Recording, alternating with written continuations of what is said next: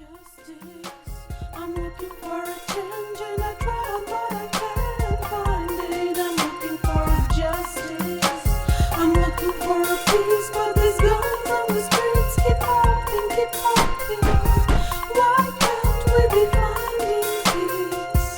Why can't we be ending all this beef? Why can't we just get along? Peace is right and war is wrong.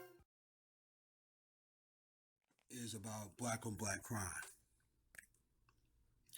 which is a really, really, really, really sensitive topic for a lot of black people in America. So, what is black on black crime?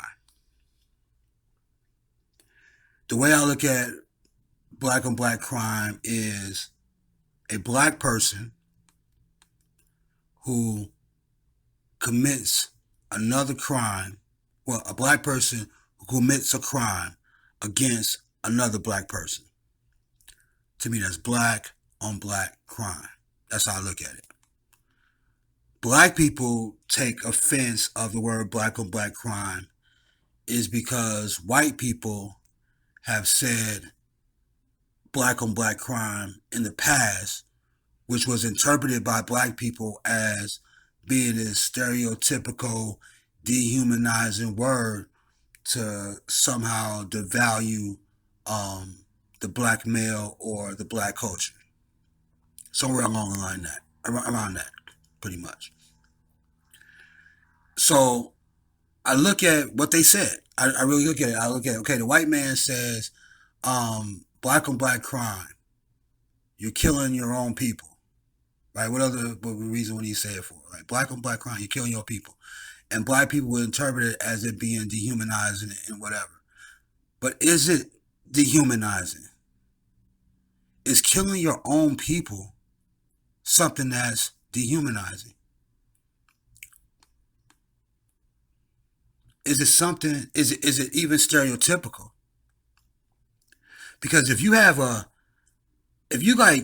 90%, if you're a black male in America and you're about 90, your probability rate is like 90% or even 80%. I'll even go down to 80%.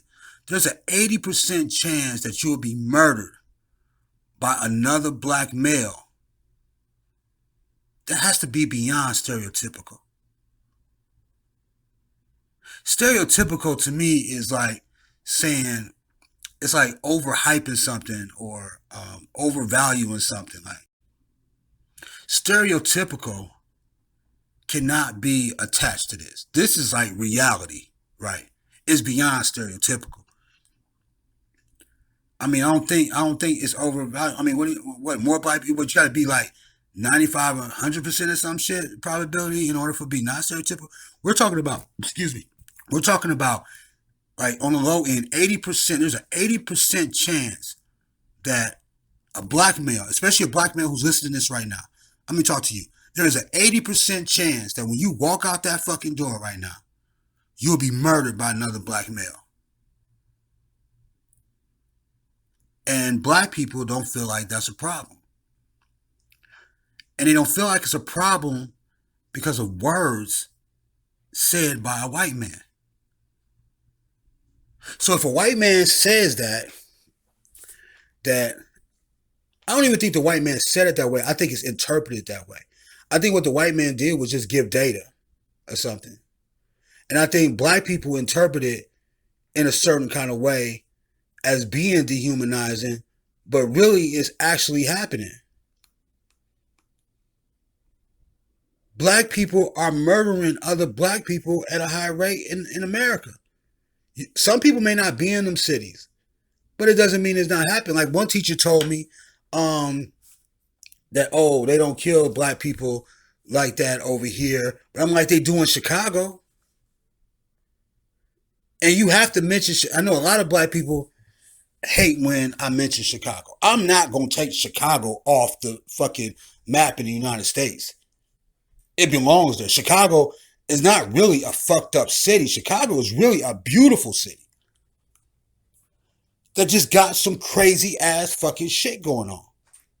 There's a lot of black people murdering each other. which is destroying a beautiful city. So what are you supposed to do? Because I look at it like this. Black people, let me break it down to you like this before I continue. Black people have positive and negatives in them, in their soul, just like any other culture, right? White people, black people, Spanish people, Indian people, right? So when I look at certain situations, I feel like when I'm looking at black people with positive and negative in their souls, I'm looking at it like, what would happen if I destroyed the negative? What would your soul be like then? What would your soul be like if I destroyed the negatives? Let me give you another example. Say you in a car, right? You got your car. You right there listening right now. You got a car. And just say you going out of town to another major city, right? And you're going on like a vacation or some shit, like, you know what I'm saying? So you're taking all your stuff with you, all that. So you're going to be gone for like a week. Just say a week. Now you're going to fill up the gas tank and all that type of shit. But if you're really, really smart on your journey, you're going to figure out what is wrong with your car before you even leave. You're not going to be sitting there talking about, oh, the transmission is good, I think. The radio works well. The tires are good or whatever like that. You're not going to be so focused on the shit that you already know is positive and good. You're going to focus on the negative shit, the shit that might break on your ass, or the shit that's already broke. Because you know that regardless of how much positive there is in your car or on your car or whatever it may be, the negative can stop your trip. If you got a bad alternator and shit is bad, or don't have an alternator, you can't go nowhere. You got a bad battery, you can't go nowhere. You got a bad engine, you can't go anywhere.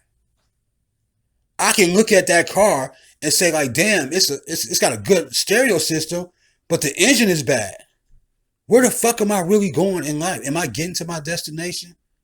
No, I'm not. I'm going to be sitting there listening to the fucking radio and not moving forward.